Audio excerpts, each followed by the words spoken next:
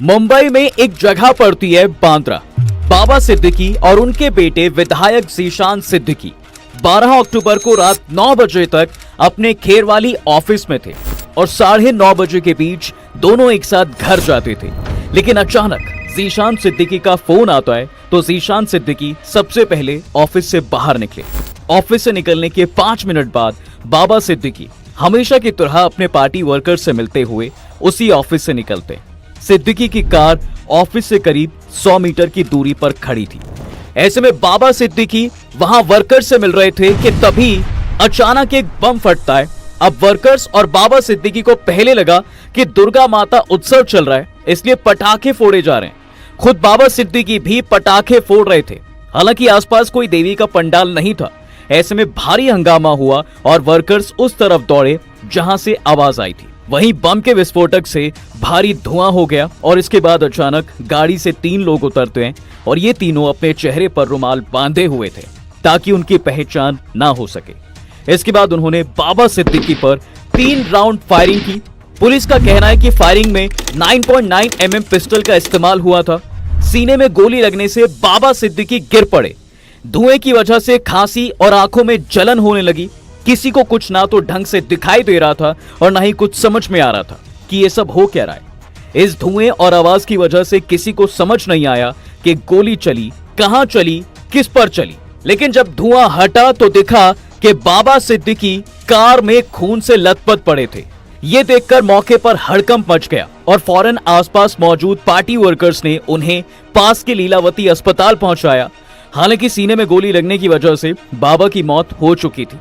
हमले के दौरान एक गोली बाबा सिद्दीकी के साथ आए वर्कर के पैर में भी लगी थी और 2 गोलियां बाबा सिद्दीकी की कार पर लगी। अब एक और ये भी है कि बाबा सिद्दीकी की कार बुलेट प्रूफ थी, लेकिन फिर भी गोली शीशे में घुस गई। माने इन हथियारों के पास जो हथियार थे वो काफी एडवांस थे। इसके साथ बाबा सिद्दीकी को वाई लेवल की सिक्योरिटी दी गई थी। इसके तहत बाबा सिद्दीकी के साथ एक पुलिस कांस्टेबल तैनात किया गया था। हालांकि फायरिंग के दौरान ये पुलिस वाले कहां थे और असल में क्या हुआ, इसकी जानकारी अभी तक सामने नहीं आ पाई है। अब बाबा सिद्दीकी के बाद मामला पहुंचता है गिरफ्तारी पर, लेकिन उससे ज्यादा बड़ी बात आती है सोशल मीडिया पर। सोशल मीडिया हैंडल फेसबुक पर शुभू लोंकर नाम का शख्स एक पोस्ट करते हुए कहता है, इस पोस्ट में कहा गया कि जो सलमान खान और दाऊद की हेल्प करेगा वो अपना हिसाब किताब लगा के रखना। सलमान खान, हम ये जंग चाहते नहीं थे, लेकिन तुमने हमारे भाई का नुकसान करवाया। आज बाबा सिद्दीकी की शराफत के पुल बनाए जा रहे हैं। एक टाइम में दाऊद के साथ मकोका एक्ट में था। इसके मरने का कारण अनुज थापन और दाऊद को बॉलीवुड, राजनीति, प्रॉपर्टी डीलिंग से जोड़ना था। अब इस एक पोस्ट के साथ ये कहा गया कि इस हत्या को किसी और ने नहीं बल्कि सलमान को धमकी देने वाले लॉरेंस बिश्नोई ने कराई है। वो लॉरेंस बिश्नोई जिसने अभी कुछ दिन पहले ही सलमान के घर पर गोली चलवाने की जिम्मेदारी भी ली थी। खैर, सोशल मीडिया पर शेयर किए गए इस पोस्ट में कहा गया, हमारी किसी से कोई दुश्मनी नहीं है, पर जो भी सलमान खान और दाऊद गैंग की हेल्प करेगा वो अपना हिसाब किताब लगा के रखना। पोस्ट में धमकी भरे अंदाज में कहा गया, हमारे किसी भी भाई को कोई भी मरवाएगा तो हम रिस्पॉन्स जरूर देंगे। हमने पहले वार कभी नहीं किया। इस पोस्ट में आखिर में हैशटैग्स भी लगाए गए। हैशटैग लगाकर लिखा गया, लॉरेंस बिश्नोई ग्रुप, अनमोल बिश्नोई, अंकित भादु शेरेवाला। अब इस पोस्ट के सामने आने के बाद सवाल खड़े हो गए साहब कि जिस सोशल मीडिया अकाउंट से ये पोस्ट शेयर किया गया है वो शख्स कौन है। मीडिया रिपोर्ट्स के मुताबिक ये फेसबुक हैंडल जिस शुभू लोंकर का है उसका असली नाम शुभम लोंकर हो सकता है। शुभम लोंकर को इसी साल फरवरी के महीने में महाराष्ट्र पुलिस ने अकोला से अवैध हथियारों के साथ गिरफ्तार किया था। इसी के बाद से पुलिस की जांच में शुभम लोंकर का कनेक्शन लॉरेंस बिश्नोई गैंग से सामने आया था। उसने पुलिस को पूछताछ में भी बताया था कि उसकी बात विदेश में बैठे लॉरेंस के करीबी अनमोल बिश्नोई से होती है।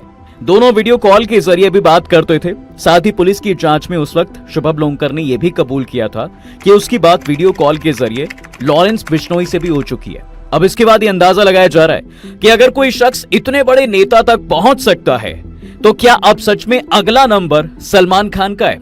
तभी तो जैसे ही लॉरेंस बिश्नोई गैंग ने इसकी जिम्मेदारी ली, वहीं मुंबई पुलिस ने सलमान खान के गैलेक्सी अपार्टमेंट के बाहर सिक्योरिटी बढ़ा दी है। सोशल मीडिया पर एक वीडियो और वायरल हो रहा है जिसमें गैलेक्सी के बाहर अच्छी खासी सिक्योरिटी देखी जा सकती है। बाबा सिद्दीकी की हत्या ने मुंबई पुलिस को परेशान कर दिया है। ई टाइम्स की एक रिपोर्ट में एक सोर्स ने बताया कि सिक्योरिटी के लिए काफी चीज बदली जा रही है, लेकिन यार सवाल तो ये भी है कि आखिर सलमान खान के पीछे क्यों पड़ा हुआ है ये लॉरेंस बिश्नोई गैंग। सितंबर 1998 की बात है साहब, राजस्थान के जोधपुर में फिल्म हम साथ साथ हैं की शूटिंग चल रही थी। सलमान खान इस फिल्म में लीड एक्टर थे। 27 से 28 सितंबर की रात कांकाणी गांव में एक खेत के पास गाड़ी की लाइट चमकी।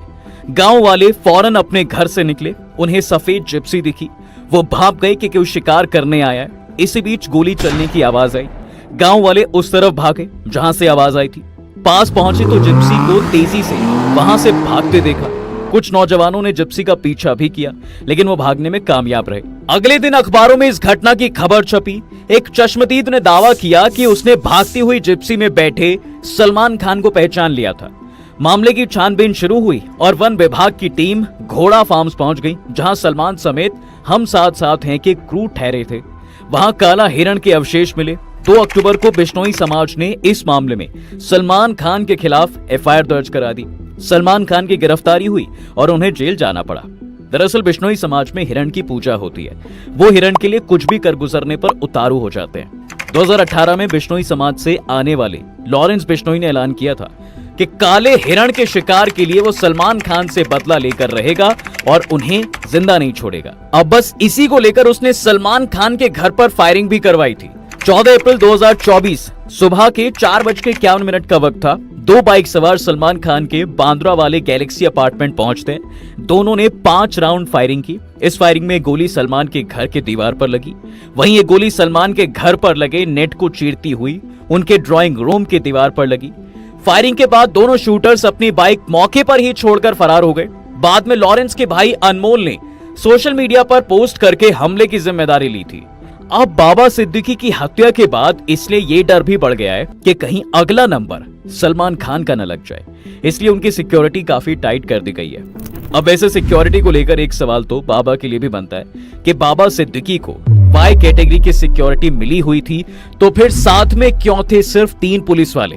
बाबा सिद्दीकी की सुरक्षा में कितने पुलिसकर्मी तैनात थे, इस बात की आधिकारिक जानकारी में मुंबई पुलिस ने मीडिया को बताया है कि 3 पुलिसकर्मी बाबा के साथ थे, जबकि नेताओं के बयान के मुताबिक बाबा को वाई कैटेगरी की सिक्योरिटी दिए जाने की बात कही जा रही है। तो फिर 3 पुलिसकर्मी कैसे? क्योंकि अगर वाई कैटेगरी की सिक्योरिटी थी तो वाई कैटेगरी में तकरीबन 11 सुरक्षाकर्मी होते हैं, जिसमें से 1 या 2 कमांडो और पुलिसकर्मी भी होते हैं। इसके तहत 2 पर्सनल सिक्योरिटी ऑफिसर्स का ऑफर भी किया जाता है। सिक्योरिटी की जिम्मेदारी निभाने वालों में एनएसजी कमांडो से लेकर बाकी एजेंसियों से जुड़े जवान और अधिकारी भी शामिल होते हैं। अगर वाई कैटेगरी की सुरक्षा होती है तो बेहद ट्रेन्ड कमांडोज इन शूटर्स को वहीं पर ढेर करने की ताकत रखते थे, लेकिन ऐसा नहीं हुआ। अब बात करते हैं कि ये बाबा सिद्दीकी थे कौन। देखिए, बाबा सिद्दीकी के पिता बांद्रा में वॉच मेकर का काम करते थे। सिद्दीकी भी उन्हीं के साथ काम में हाथ बटाते थे। हालांकि काम में वॉच मेकिंग में कम और पढ़ाई के दौरान राजनीति में ज्यादा दिलचस्पी रखते थे और फिर बस वो उसी में मेहनत करने लगे और 1977 में एनएसयूआई मुंबई के मेंबर बन गए। इसके बाद वहां मेहनत की और 1980 में बांद्रा युवा कांग्रेस के महासचिव बनाए गए और इसके बाद 1982 में अध्यक्ष। फिर म्यूनिसिपल कॉर्पोरेशन में उनकी एंट्री होती है। 1992 में बीएमसी में पार्षद के रूप में चुने गए। इसके बाद बाबा ने पहले वहां पर पांव जमाए, चुनाव लड़े और इसके बाद बांद्रा वेस्ट सीट से लगातार 3 बार विधानसभा पहुंचे। 2004 से 2008 तक मंत्री भी रहे। इस वक्त उनके बेटे जीशान सिद्दीकी इसी सीट से विधायक हैं। अब ये तो हुआ पॉलिटिकल करियर, पर एक सवाल ये भी रह गया साहब कि इन सब में बॉलीवुड कहां से आ गया? क्योंकि शुरुआती दौर से सिद्दीकी की राजनीति कर्म भूमि बांद्रा रही है और ज्यादातर फिल्मी हस्तियां भी बांद्रा में ही रहती हैं। तो जब वो राजनीति में पांव जमा रहे थे, उसी वक्त उनकी मुलाकात हुई सुनील दत्त से। कहते हैं उसके बाद वो संजय दत्त के करीब आए और बेहद करीब आ गए। दत्त बॉलीवुड में उनका ट्रम्प कार्ड साबित हुए। चूंकि संजय और सलमान बहुत अच्छे दोस्त हैं, इसलिए संजय ने उनकी मुलाकात सलमान से करवाई और यहीं से शुरू होती है बाबा सिद्दीकी के इफ्तार पार्टी की कहानी, जहां सब आते हैं। सलमान से उनकी दोस्ती का अंदाजा इस बात से भी लगाया जा सकता है कि सलमान ने बाबा सिद्दीकी की प्रॉपर्टी किराए पर ले रखी है।